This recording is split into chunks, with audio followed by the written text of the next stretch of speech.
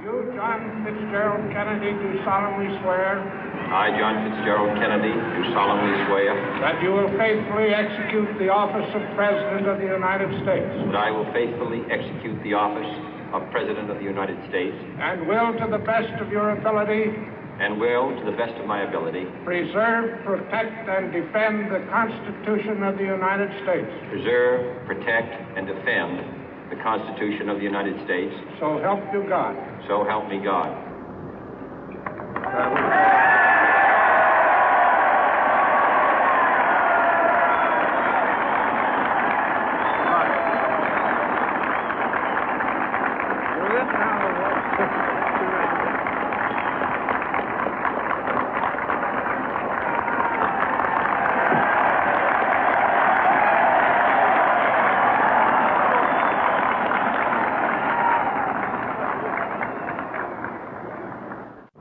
Vice President Johnson, Mr. Speaker, Mr. Chief Justice, President Eisenhower, Vice President Nixon, President Truman, Reverend clergy, fellow citizens. We observe today not a victory of party, but a celebration of freedom, symbolizing an end as well as a beginning, signifying renewal as well as change. For I have sworn before you and Almighty God the same solemn oath our forebears prescribed nearly a century and 3/4 ago.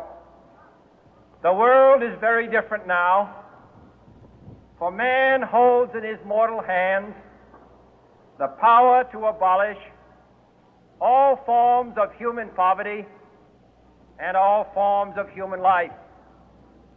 And yet the same revolutionary beliefs for which our forebears fought are still at issue around the globe. The belief that the rights of man come not from the generosity of the state, but from the hand of God. We dare not forget today that we are the heirs of that first revolution. Let the word go forth from this time and place to friend and foe alike that the torch has been passed to a new generation of Americans born in this century, tempered by war, disciplined by a hard and bitter peace, proud of our ancient heritage, and unwilling to witness or permit the slow undoing of those human rights to which this nation has always been committed and to which we are committed today at home and around the world.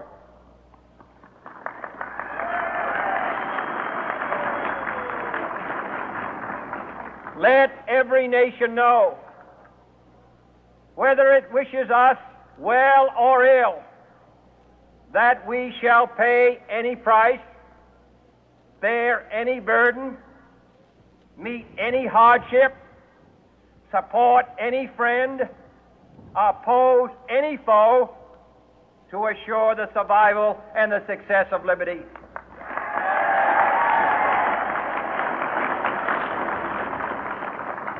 This much we pledge and more.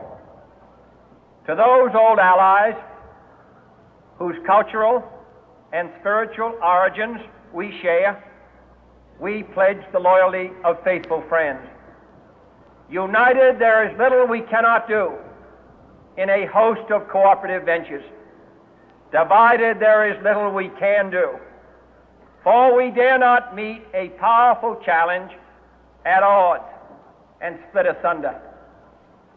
To those new states whom we welcome to the ranks of the free, we pledge our word that one form of colonial control shall not have passed away, merely to be replaced by a far more iron tyranny.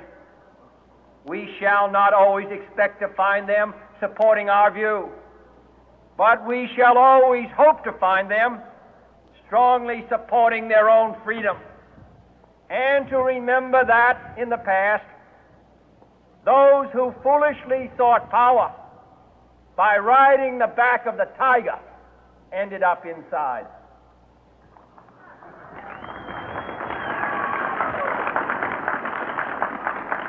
To those people in the huts and villages of half the globe struggling to break the bonds of mass misery, we pledge our best efforts to help them help themselves for whatever period is required, not because the communists may be doing it, not because we seek their votes, but because it is right. If a free society cannot help the many who are poor, it cannot save the few who are rich.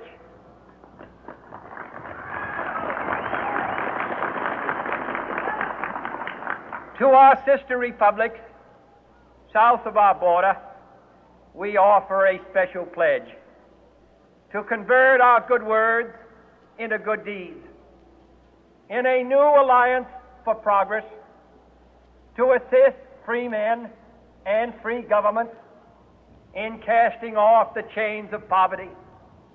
But this peaceful revolution of hope cannot become the prey of hostile powers. Let all our neighbors know that we shall join with them to oppose aggression or subversion anywhere in the Americas. And let every other power know that this hemisphere intends to remain the master of its own house.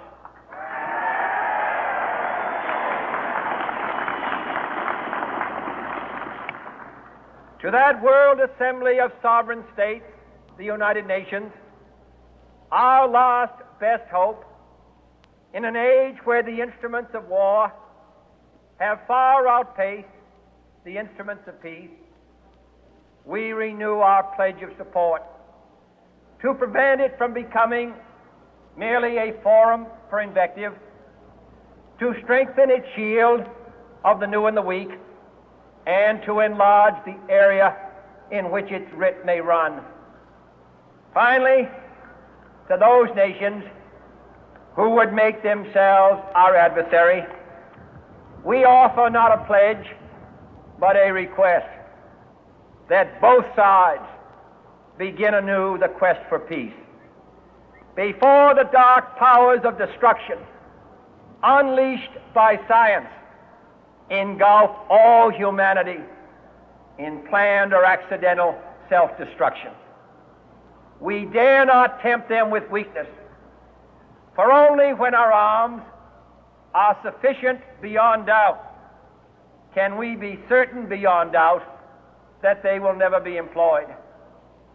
But neither can two great and powerful groups of nations take comfort from our present course, both sides overburdened by the cost of modern weapons, both rightly alarmed by the steady spread of the deadly atom, yet both racing to alter that uncertain balance of terror that stays the hand of mankind's final war.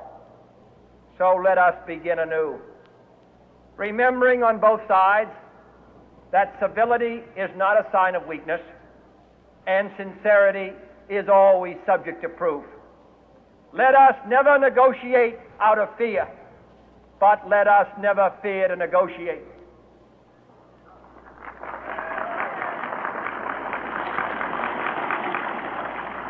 Let both sides explore what problems unite us, instead of belaboring those problems which divide us.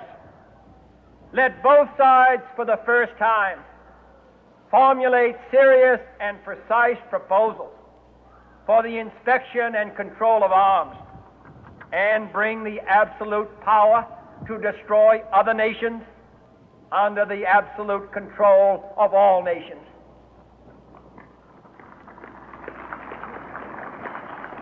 Let both sides seek to invoke the wonders of science instead of its terrors. Together, let us explore the stars, conquer the deserts, eradicate disease, tap the ocean depth, and encourage the arts and commerce. Let both sides unite to heed in all corners of the earth the command of Isaiah to undo the heavens.